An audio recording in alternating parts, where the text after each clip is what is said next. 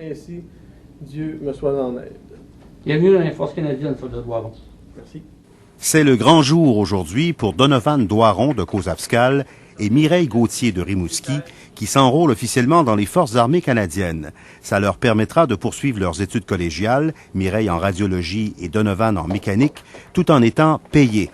Le conflit en Afghanistan a beau avoir fait 130 morts chez les soldats canadiens, dont 21 Québécois, ce n'est pas ça qui va les empêcher de s'enrôler et de devenir dans les faits des soldats. Moi, je me dis que j'aurais pas le choix si je faut que j'y aille, mais ça me dérangerait pas plus que ça. C'est mon métier. C'est mon métier. Moi, ça va être en santé. Je veux pas passer toute ma vie dans un hôpital. J'aimerais ça avoir un peu plus de sport, avoir un peu plus d'adrénaline.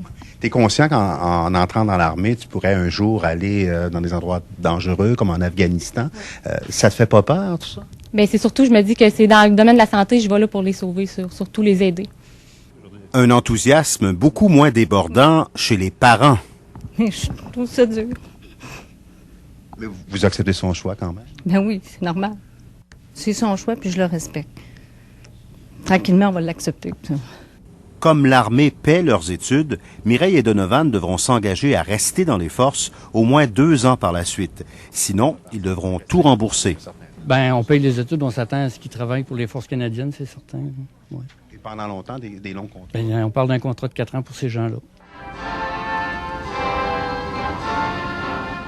Les morts en Afghanistan ne semblent pas ralentir le recrutement dans les forces canadiennes. 1500 Québécois s'enrôlent chaque année dans les forces, un chiffre qui n'a pas bougé depuis 2006. Et à Rimouski, le nombre de recrues a même augmenté l'an dernier, passant de 172 à 182. Daniel Tremblay, TVA, Rimouski.